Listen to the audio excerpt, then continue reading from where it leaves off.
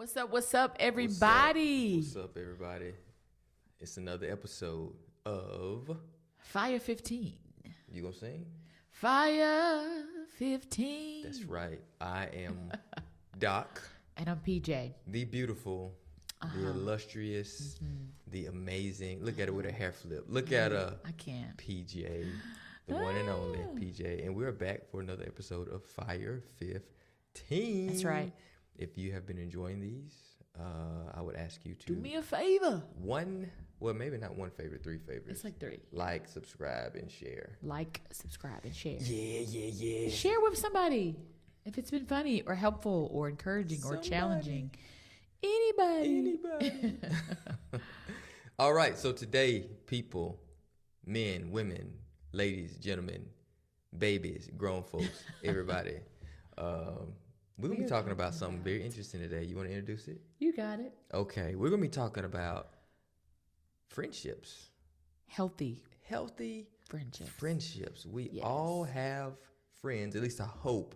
That's right. We all have friends because, listen, friends are a gift. They are. They're a gift. I mean, in And good we were times not and bad created times. to do life alone. We were not created to do life alone. Nope. So it is very important that we have friends, but also that we have healthy friends. That's right. And have healthy friendships. And I think that today people have issues with friendships because friendships, you hear that country? Friendships?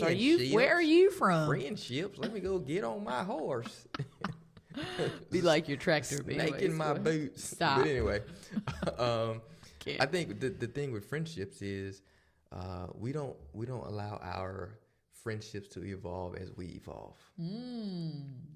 And I think it's important that we allow those relationships to evolve like we evolve. You know, there are some people that you have like day ones that'll be like forever, but sometimes it's not always the case. You know what I mean? Sometimes it's not always the case, or the relationship changes. Yeah, and that's okay. The dynamics of the relationship change, but I think that if we do allow our relationships to evolve as we evolve, a day one can be a day 1,000. Yeah. But if we don't allow our relationships to evolve as we evolve, they get stuck in who you once were. Yeah. Or they get stuck in who you used to be. Or they get stuck, and that may mean stuck mentally, emotionally, and they can't serve you well in that space anymore. Yeah. Not because you're a bad person, they're a bad person, but their brain can't grow with your growth as well. Yeah. And I think with friendships in particular, you can have your day ones that be there for 1,000 days. Yep. But knowing that each 1,000 days may not be like the day one. That's true. And I think we have to give ourselves a lot of grace in friendships. Yeah.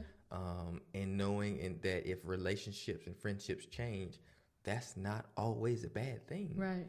I think as humans we want to think that all a change with this dynamic or relationship is a bad thing, but it's not always bad. Yeah.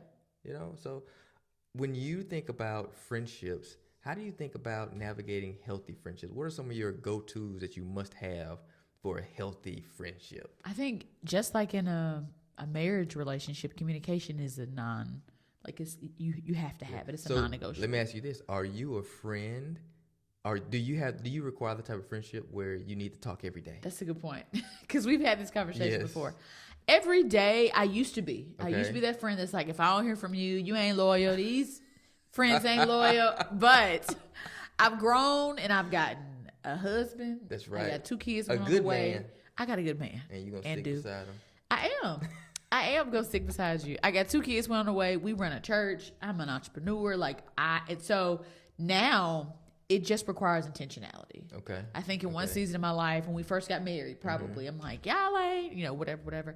But now it's like just checking in on the things that matter, checking in to make sure that I'm good, you good, we good. That's what is most important. So what that may look like is different from friend to friend. You've always been a person that's just like, I ain't got to talk to you every day. But I'm like, yes, you do, because if not, you ain't for real. But I have learned that in my personality, and even developing and growing over time and maturing, you've taught me too, just to kind of the balance out of that thing, because it's not sustainable. Like, folk got stuff going on. But so to answer your question, yes, I was that way. Now I'm not that way. But even in me not being that way, I'm still going to need you to be consistent. Okay? I'm still going to need you to be intentional. I'm still going to need you to show and act like We're not just showing up when you need something. You need something, yeah. I'm gonna need you to just check in and make sure we good over here in the SIP. You heard me? Yeah. I love it when you touch me. Anyway, what about you? I love it when you touch me. What about you?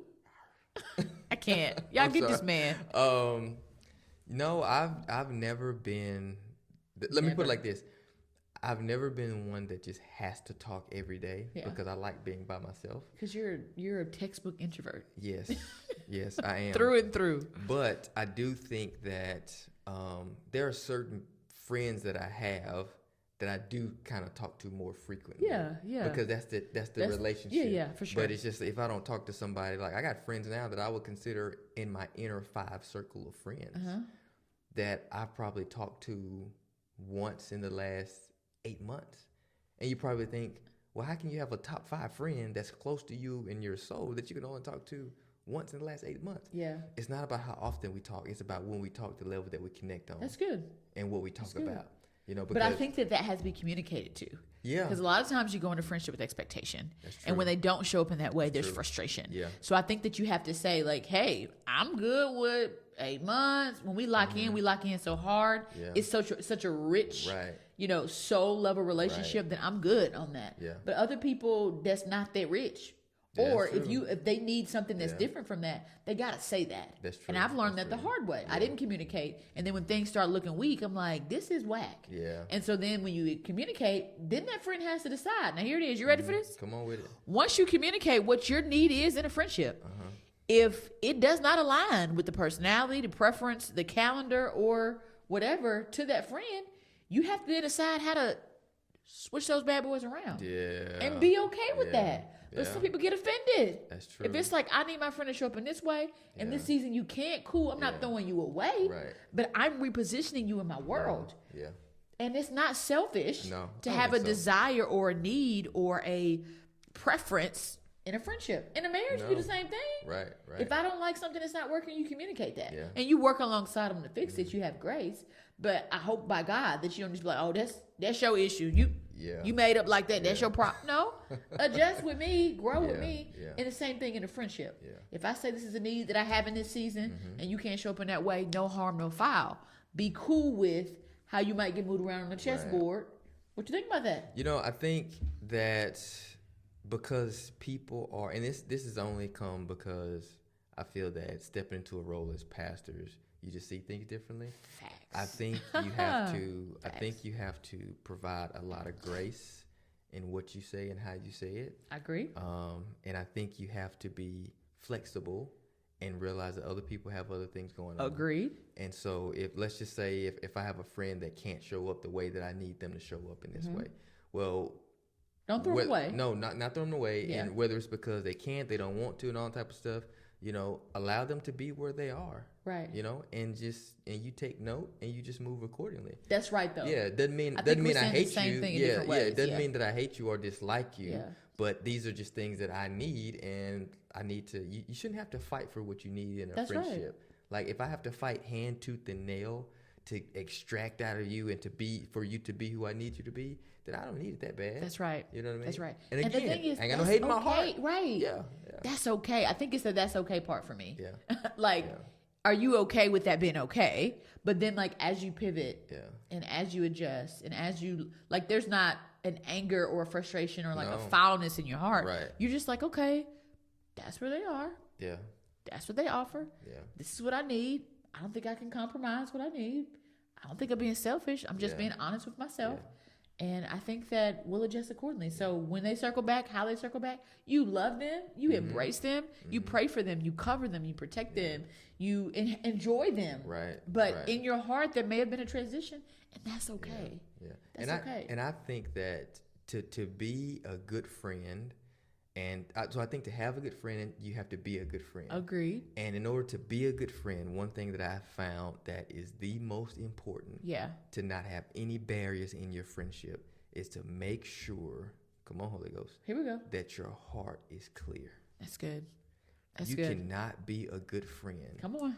If your heart is not clear. Come on, lights. You can't be a compassionate friend if your heart is not clear. Now, you're going to have to unpack, what does it mean to have a clear heart? What it means to have a clear heart means you can't hold something against someone for a season that they were in, something that they have done. Not saying that you let people use and abuse you. That's not what I'm saying. I'm looking at this camera. Don't let nobody use you and abuse you. Run you down through there. Fight back. But what I'm saying is, if there are issues or things that are in your heart against this person, it's going to, I don't care who you are, it's going to impact how you show up as a friend. Yes, it will. Because you can't have anything in your heart. You have to have a clear heart. And settled with the fact that this person may be where they at. And that's okay. And that's okay. Yeah. I think we have to settle with the that's okay. And understanding too, sometimes people, depending on how they're wired and made up, they have this expectation that as they grow, as they mature, as the Lord begins to do things on the inside of them, their friends must rise to this level of occasion of growth and revelation at the same pace in which the Lord is challenging them. That would be great, but that's not the reality. No, that's not the reality. And you can't make nobody go nowhere and do nothing. Right. If just deciding to choose Jesus is a choice, then growth is too. That's right. That's right. So we have to settle with that reality too, is as we grow and transform and we have our day ones, if they're not changing and growing at the same pace, we don't throw them away. Right. But we realize, take notes, and then keep going. Right. So understanding where people fit in your world is a thing. That is true. Everybody's heard this saying: friends for a season, friends for a reason, and friends for a lifetime. I think every now and again doing an assessment of your friend group and deciding, are they season, are they reason, or are they lifetime, and settling with that reality, understanding that God is intentional and he takes every good and perfect gift come from him. So if a person is transitioned out of your life, that's okay. That's okay. That's okay. Yeah. But you have to have the maturity to be able to navigate that, because it can be challenging. Depending on how long you've been rocking with somebody, and then God kind of like fizzle that thing out, you're like, wait a minute. Yeah. Wait a minute. So adjusting to that new reality of what life is like. Yeah. And so, I think that even in any type of relationship, especially friendships, you mentioned earlier that you want that expectation. You have these expectations. Communicate that. But we have to be honest in our friendships. And I think sometimes we aren't honest in our friendships and relationships because we don't want the bad possibility that this person's not going to be who they are supposed to be. Yeah. Because if one of my friends, he asked me one time, he said, how can I be a better friend? And you told him, I'm sure. I told him. The man of God told him. Yeah, I told him I don't believe in, you can't complain about what you don't confront. Oh, say that again for the people in the bike. You cannot complain about what you don't confront. Okay, then. So if you don't want to confront it, shut up about it. Be shut quiet. Up is so mean. Hush up about it. Your kids would say, Daddy, don't say that word. Hush up about it. But, he asked me, he said, hey, what can I do to be a better friend? And he was a friend that was very sporadic. And every time we talked, I had to reach out to him. And he was like, hey, how can I be a better friend? I said, I need you to show up. I need you to show up. And I said, if you can't do that, okay. If you can't do that, it's going to sting to transition you. But in this season of my life, you are being transitioned. In this season of my life, I need somebody to check in and ask me how I'm doing. And that's okay that you need that. Yeah. I said, I need you to check in and hey. Now I'm not Pastor TJ. I'm not Dr. TJ. Just TJ, my boy. I'm just TJ. I need you to check in on me. And he was like, okay. And he still didn't do it. Oh God. He still didn't do it. My God. He still didn't do it. He's still a good guy, but he still didn't do it. But guess what? He got a lot going on in his life. Yeah. And I understand that. Right. So again, I don't have it in my heart, because if I held it against him in his heart, the Lord would hold you accountable. He would hold me accountable. But he would also be like, if he were to text me, I'd be like, oh, well, he won't. You see what I mean? So that's why you can't have nothing in your heart. That's true. But I think you have to too love yourself enough to have expectations and friendships. Right. So if it is lopsided, and every time you hear from him, you're reaching out, that is not a give and take friendship. It's just not. You have to be important enough to people to where they show up for you, not only when it's convenient for them, but because they care about the value of who you are. People always talk about, I got this going on. I got this, that. People make time for the things they value. Period. Period, Pooh. People make time. I have a friend now. You might want to stop talking because you get too real. Listen, I have a friend now. She got 2 kids. I got 2.5. She works in ministry. She has a business, side business. She got a husband, and third. We put a date on the calendar every month to make sure that lunch happens. Yeah. And if things come up, we don't say, "Oh, we get another time. Let's reschedule now." Why? Because we value. Yeah. So people make time for the things they value. That's right. That's right. You know, and I think, man, it's just like friendships are such a treasure. Yeah. Relationships are such a treasure, and those who have joyful relationships are the ones that have some of the most fulfilling lives. For sure. And you can't do that without healthy friendships. Yeah. And I guess, you know, we I guess in the next episode we can talk about toxic friendships. I know. But that'd be fun. Yeah. Yeah. So the things that I would leave you with, because we're out of time. We are. It's been 15 minutes. We're out of time. The things that I would leave you with, I guess final words, and I'll go first, and then ladies first. No, you go first. Okay, I'll go first. Is that you deserve healthy friendships. You deserve people that's checking in on you, because if God sees you as valuable, then you are valuable. Yeah. So look for those who can add value to you, and that you can add value to. So we all deserve healthy friendships. So so go get you some. Go get you some. What would you say? And I would just say that there's so many scriptures that talk about the importance of the sharpening of a friend and the benefits of a friend. It talks about how a brother far away but a friend close is helpful. And I think even about David and Jonathan and their friendship, it was beautiful. Yeah. It was beautiful. Yeah. And so I know that God values friendships. It's clear in his word that it's not something he skipped over. That's right. And so I think that it's something that we have to value too. Doing life alone isn't safe. Mm-hmm. When you're alone and isolated, that's where the enemy can find you and crush you and sift you like wheat. And more importantly, I think that the value that's added to you individually with people who care about you and love you makes you a better version of yourself. Mm-hmm.